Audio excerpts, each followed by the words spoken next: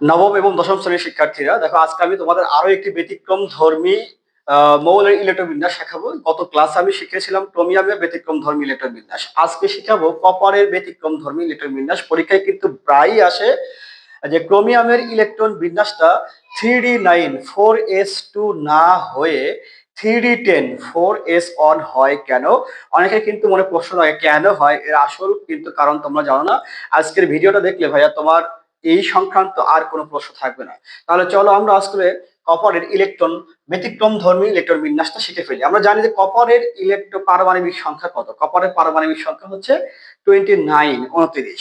এর আগের ক্লাসে বলেছিলাম যে ইলেকট্রন বিন্যাসের ক্ষেত্রে আমরা একটা সূত্র ভালো করে মনে রাখবো। সেই সূত্রটা কি?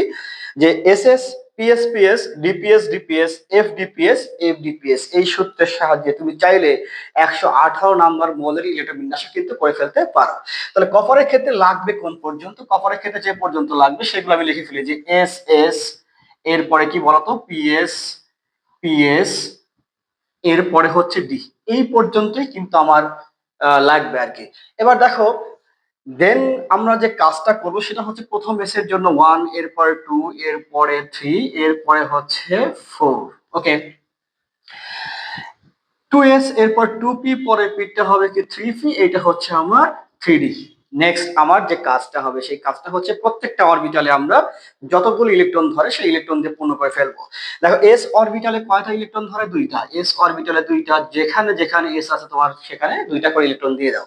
এরপর পি অরবিটালে ইলেকট্রন ধরে কয়টা? 6টা। পি অরবিটালে ধরে 6টা। এবার একটু হিসাব করে দেখো তো, এই পর্যন্ত 10, 6, 18 আর 2, 20, তাহলে বাকি থাকলো কয়টা? 9টা। তাহলে এখানে কি হবে? 3d9। স্বাভাবিকভাবে ইলেকট্রন বিন্যাসটা এটাই হওয়ার কথা ছিল যে 4s2 3d9, কিন্তু না, কপারের ক্ষেত্রে ব্যতিক্রম আছে, যে সেখানে কি হয় 3d10 হয় 4s1 হয়। এর কারণটা কি? এর কারণটা হচ্ছে কপার তার সর্বশেষ যে শক্তি স্তরটা আছে দেখো এখানে, এই জায়গাতে 4s1 আর 3d9, এই ডি অরবিটালের সর্বোচ্চ ইলেকট্রন থাকে হচ্ছে 10টা।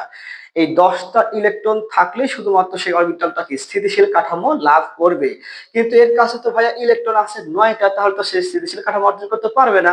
আবার 4s2 সে 2টা ইলেকট্রন নিয়ে স্থিতিশীল হয়ে গেছে। সো সে চাইলে ডি অরবিটালটাকে একটা ইলেকট্রন দিয়ে অর্ধপূর্ণ অবস্থায় কিন্তু সে স্থিতিশীল কাঠামো অর্জন করতে পারে। গত ক্লাসে আমরা বলেছিলাম যে কোনো অরবিটাল সে পূর্ণ অথবা অর্ধপূর্ণ অবস্থায় সবচেয়ে বেশি স্থিতিশীল কাঠামো অর্জন করে। তাহলে কি করবে? ডি অরবিটাল বলবে ভাইয়া তুমি আমাকে একটা ইলেকট্রন দিয়ে দাও। ওকে, তাহলে এস অরবিটাল বলবে কি ঠিক আছে, সমস্যা নাই, আমি একটা ইলেকট্রন দিয়ে দিচ্ছি তোমাকে।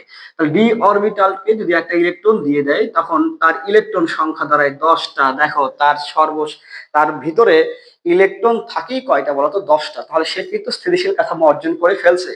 এবার এস অরবিটালটা কি হবে? সে একটা ইলেকট্রন দান করে অর্ধপূর্ণ অবস্থায় সে স্থিতিশীল কাঠামো অর্জন করবে। মূলত আহ, উভয় অরবিটাল স্থিতিশীল কাঠামো অর্জন করার জন্য, মানে ডি অরবিটালটা স্থিতিশীল কাঠামো অর্জন করার জন্যই ব্যতিক্রম ধর্মী ইলেকট্রন বিন্যাস দেখা যায় কপারের ক্ষেত্রে। আশা করি তোমরা পুরো ভিডিওটা সুন্দর করে বুঝতে পেরেছো। এই ধরনের ভিডিও যদি আরো পেতে চাও তাহলে আমার ফেসবুক পেজ এবং ইউটিউব চ্যানেলটা অবশ্যই সাবস্ক্রাইব করে রাখবে। আজকে এই পর্যন্তই। আল্লাহ হাফেজ।